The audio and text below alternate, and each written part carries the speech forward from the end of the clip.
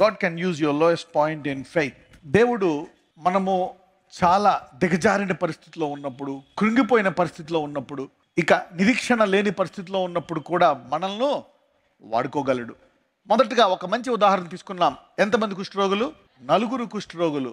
చేతులు కాళ్ళు తినేసి వాళ్ళు బయలుదేరదామని వాళ్ళు 4 అడుగులు వేస్తుంటే ఆ అడుగుల్ని దేవుడు 3 రకాల శబ్దాలుగా, వాళ్ళ నడక చాలా దారుణంగా ఉంటుంది, నడవలేరు, కుంటుతూ చాలా బలహీనంగా నడుచుకునే వాళ్ళ పరిస్థితి ఎలా తయారైందంటే 3 శబ్దాలుగా ఉంటాయి. గుర్రముల ధ్వని, రథముల ధ్వని, మహాదండు యొక్క ధ్వని. You see that God used these 4 lepers when Samaria was besieged in famine. People don't have food to eat. 4 lepers stepped out, and the Lord made their steps audible like chariots and horses and big host, and the enemy ran away. అంటే ఎక్కడ, where is the problem lying? అందరూ సమస్య ఎక్కడ అనండి. Talk to a neighbor and say, extend your prayer ministry. నీ ప్రార్థనా జీవితాన్ని ఇంకొంచెం ముందుకు తీసుకెళ్ళు అనండి. You are praying, but you are not asking God to do it practically. నువ్వు ప్రార్థిస్తున్నావు కానీ ఒక అడుగు కూడా వేయట్లేదు, ఒక మాట కూడా పడకట్లేదు. You are praying, but it says you say to the mountain. కొండను చూసి ఏమనాలంట? పో అనాలంట. చూసారా? దీనికి ఒక పునాది కూడా ఉంది. కార్యాలు లేని వాక్యమే కాదు. ప్రతి వాక్యము కార్యాలు చేస్తుంది. అందరూ చెప్పండి. నోరు మాట్లాడుతుంది, కళ్ళు చూస్తాయి, చెవులు వింటాయి, వాక్యం కార్యాలు చేస్తుంది. You cannot divide. ఎవరైనా విభజించవచ్చా? నోరుని మాటలను విభజించవచ్చా? చెవు వినడం విభజించవచ్చా? కళ్ళు చూడడం విభజించవచ్చా? When you are dividing in an uncommon way which is not good, the word is there. How can the word not work? వాక్యం పనిచేయకుండా ఉంటుందా? నోరు మాట్లాడకుండా ఉంటుందా? చెవులు వినకుండా ఉంటాయా? కళ్ళు చూడకుండా ఉంటాయా? అంటే 4 కుష్ఠరోగులైనా ఎప్పుడైతే కార్యాచరణలో పెట్టారో పనిచేసింది విశ్వాసము. God is working. Even though the 4 lepers started moving, the mighty God Jehovah moved. ఈ 4 కుష్ఠరోగులు ఏం చేశారు? కదిలారు. వారు కదిలితే పరలోకం కదిలింది. అంటే ఒక 4-5 దేశాల సైన్యము వస్తున్నట్టు అనిపించింది.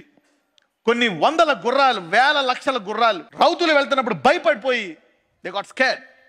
4 lepers. అంటే విశ్వాసాన్ని కార్యాచరణలో పుట్టడం. నువ్వు ప్రార్థిస్తున్నావు, బైబిల్ చదువుతున్నావు, దాన్ని మనం ఇంకా ముందుకు తీసుకెళ్ళబోతున్నాం. విశ్వాసాన్ని నాటుదాము. Let's plant some good seeds. అందరూ చెప్పండి. Every word works. ప్రతి మాట పనిచేస్తుందా లేదా?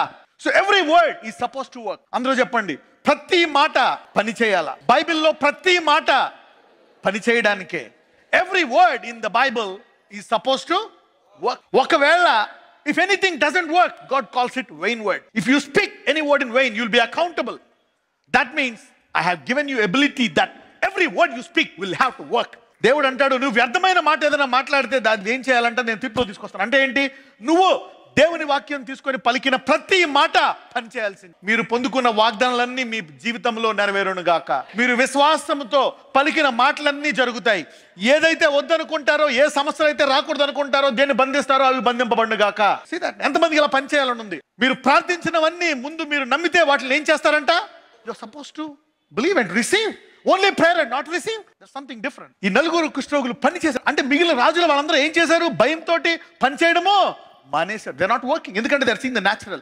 ఈ రోజు నుంచి మీరందరూ మీ విశ్వాసములో పనిచేసి 100 ఇస్సాకులాగా ఫలించుదురుగాక. May you all bear fruit 100-fold like Isaac. He sowed in famine.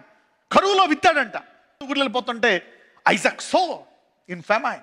God works in uncommon situations. ఎప్పుడైతే ఇస్సాకు విత్తాడో దేవుడు ఎన్ని రెట్లు ఇచ్చాడంట? 100 రెట్లు. అంటే పరిస్థితి ఎలాగున్నా ఎప్పుడైతే నువ్వు ఒక్కడుగేస్తే చాలు, నువ్వు అన్నా ఒక్కడుగు ముందుకేసినా దేవుడు నీ ద్వారా దేశాలను కదిలించే కార్యక్రమం చేస్తాడు. The barrenness. మానోవా ఆయన భార్య, they were barren for many years. వాళ్ళ పిల్లలు లేరు, చాలా కాలము గడ్డుతనంతో ఉన్నారు. దేవుడు ఆ గడ్డుతనంలోంచి ఒక గొప్ప బలవంతుణ్ణి, దేశాన్ని విడిపించే నాయకుడిని బయటికి తీసుకొచ్చాడు. So God will use your barren. When God can use the 4 horrible lepers who were willing to move, God will use you. యెఫ్తా ఎవరి కుమారుడు? వేశ్య కుమారుడు. సమాజంలో విలువ లేదు, గెంటేశారు. ఇజ్రాయెల్లో యుద్ధం వచ్చినప్పుడు అందరూ ఉంటుండగా దేవుని ఆత్మ ఎవరి మీదకి వచ్చింది? యెఫ్తా మీదకి వచ్చింది. So God never disqualifies an aspiring, a man who had a desire. All he wants is a desire. అందరూ ఆశ అనండి. దేవుడు నీ ఆశ కొరకు చూస్తున్నాడు. నువ్వు ఆశిస్తున్నావా? God want to pour out. Jephthah వేసుకో, అందరూ గెంటేశారు, నేను వాడుకోడు దేవుడు. కానీ దేవుని ఆత్మ ఎవరైతే వెలివేశారో వారినే ఉపయోగించుకొని ఆ దేశాన్ని విడిపించేటట్టు చేశాడు. The spirit of God came on Jephthah and redeemed Israel from the enemy and he was born to a prostitute. You see that? And God's spirit came on him and he became a redeemer and a savior of Israel at that time. So God can use your shameful genealogy. అందరూ చెప్పండి, నా background ఎలా ఉన్నా, నిన్నటి దాకా ఈ వర్తమానానికి ముందు నా పరిస్థితి ఎలాగున్నా, ఎంత అవమానకరంగా ఉన్నా, నా అవమానాన్ని దేవుడు ఘనతగా మారుస్తాడు. లేకపోతే ఈ అవమానాన్ని పెట్టుకొని నీలో గిల్ట్ పెట్టుకొని నువ్వు ముందుకు వెళ్ళలేవు. No matter how horrible your background is, God can use you and let you take over every man who thinks he is holy. అందరూ చెప్పండి, దేవుడు 4 కుష్ఠరోగుల్ని వాడుకున్నాడు, మానవ గడ్డుతనాన్ని వాడుకున్నాడు, యెఫ్తా యొక్క అవమానకరమైన గతాన్ని వాడుకున్నాడు. These 3. Now let's study the 4th one. These are the people. ఒక సహోదరి ఉంది, ఆమెకు 5 భర్తలు ఉన్నారు. John 4:16-19. యేసు, నీవు వెళ్ళి నీ పెనిమిటిని పిలుచుకొని ఇక్కడికి రమ్మని ఆమెతో చెప్పెను. ఆ స్త్రీ, నాకు పెనిమిటి లేడనగా, యేసు ఆమెతో, నాకు పెనిమిటి లేడని నీవు చెప్పిన మాట సరియే. నీకు 5 పెనిమిటిలుండిరి, ఇప్పుడు ఉన్నవాడు నీ పెనిమిటి కాడు, సత్యమే చెప్పితివనెను. అప్పుడు ఆ స్త్రీ, అయ్యా, నీవు ప్రవక్తవని గ్రహించుచున్నాను. అయితే ఈ స్త్రీ అందరిలాగా సాధారణంగా ఉదయం 6 గంటలకి 5:30కి వస్తారు స్త్రీలందరూ నీళ్ళు. ఎందుకంటే అప్పటికే నీళ్లు కావాలి. ముందు వాళ్ళు రెడీ చేసుకొని అన్నీ చేసుకొని వాళ్ళు 9 కల్లా 7, 8 కల్లా ఇంట్లో వాళ్ళకి రెడీ చేస్తారు. ఆ టైంలో అందరూ వస్తారు. 6 నుంచి 9 వరకు వచ్చి తోడుకుంటారు. కానీ ఈమె మధ్యాహ్నం వస్తుందంట.